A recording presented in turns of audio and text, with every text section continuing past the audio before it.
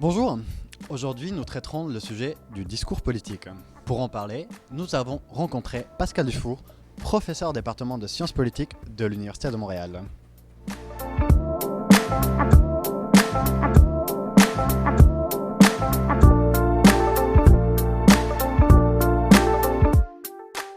Alors bonjour.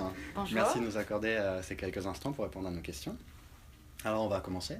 On aimerait tout d'abord vous demander, lors d'une négociation, est-ce que la forme est tout aussi importante que le fond ? Oui, tout à fait. C'est peut-être même plus important parce que c'est ce qui va déterminer que les gens vont non seulement vous écouter, mais aussi vous entendre. On peut entendre quelque chose sans y prêter attention ou on peut justement y prêter attention. Puis ça, c'est la forme qui va déterminer le fait qu'on va vraiment écouter et comprendre et entendre ce que la personne nous dit. Très bien. D'après vous, quels sont les 3 éléments clés d'un discours réussi ? Alors moi, je dirais que y a le ton, c'est qui est un peu lié à ce que j'ai dit tout à l'heure. Donc, le fait d'être convaincant, ça c'est le premier élément. Il y a aussi la structure de l'argument. Donc, si vous parlez mais qu'on ne suit pas vraiment, ou que des fois on se pose des questions entre 2 idées et on ne comprend pas bien comment vous passez d'une idée à l'autre. Donc, la logique de l'argumentation, ça c'est super important. Et ça va déterminer aussi le fait qu'on va vous croire sur parole, on va dire. Et puis la dernière chose, je dirais, c'est la clarté. C'est à la fois lié à la structure, mais c'est plus que ça. Ça, c'est plus dans l'utilisation du langage, une espèce de simplicité un peu percutante de mots qu'on utilise pour décrire les choses. Donc ça veut dire être capable de utiliser le bon registre de vocabulaire, le bon registre de langage et s'adapter aussi aux personnes à qui on a en face de nous. Et en fonction du public à qui on s'adresse, d'avoir un discours qui est plus ou moins, plutôt plus que moins, adapté. Et l'humour peut être une façon aussi de susciter l'intérêt, avoir une espèce de connivence avec son public qui se sent inclus parce qu'on lui a adressé des mots d'humour qui... Ça rend intelligent l'humour. Très bien, mais outre l'humour, lorsqu'il y a une prise de parole en public, quelle serait la meilleure stratégie pour convaincre l'auditoire ? Moi, je pense que ça passe beaucoup par... mais c'est pas du tout scientifique ce que je vous raconte. J'ai jamais fait d'analyse là-dessus, mais j'ai l'impression, par expérience, c'est vraiment inductif, que c'est beaucoup lié aux émotions. Et donc, si c'est lié à notre affect, de comment on ressent un discours, ça veut dire que forcément, ça va être lié au niveau de jeu ou de capacité d'incarner le discours de la personne qui parle.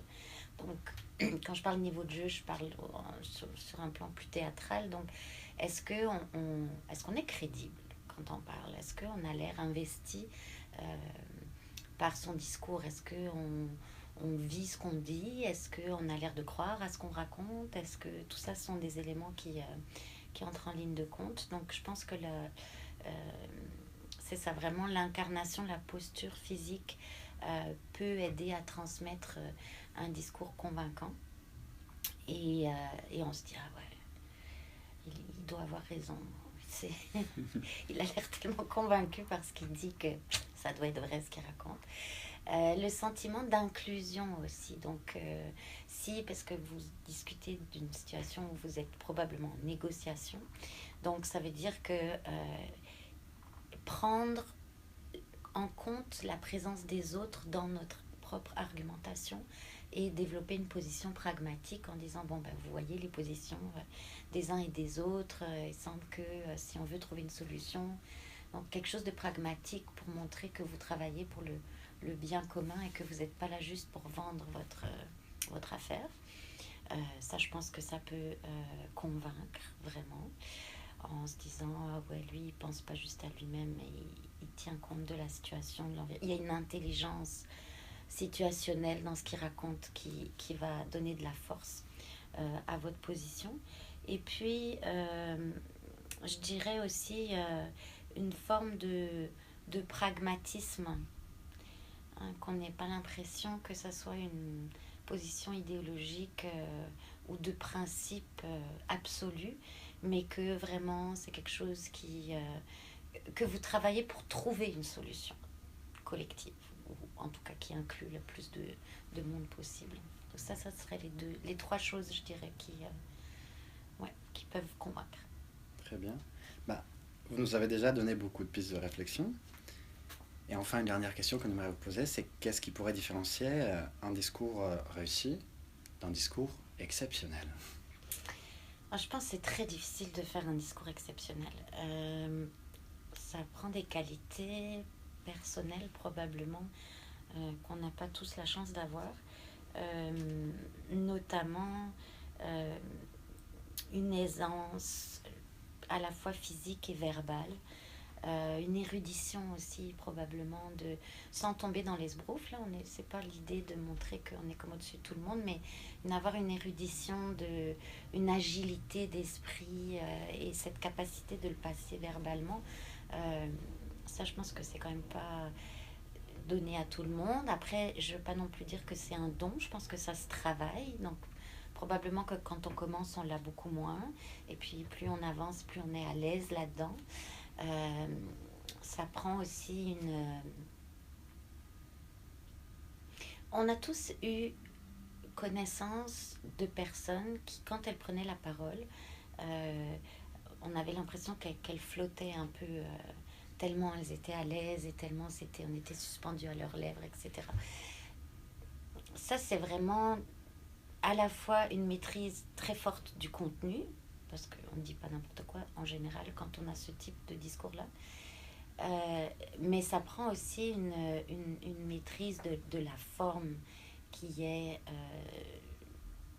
particulière, qui est tout un art en fait, parce que c'est l'art des silences, c'est l'art de l'humour dont on a parlé, c'est être à l'écoute de son public pour savoir quand reprendre une idée, la reformuler dans des termes différents, faire une petite pause, avoir une espèce de suspense. Bon, tout ça là, c'est vraiment un art, c'est de l'extrême sensibilité du discours, je pense. Bon, Madame Dufault, merci beaucoup d'avoir partagé votre expertise avec nous aujourd'hui. Merci.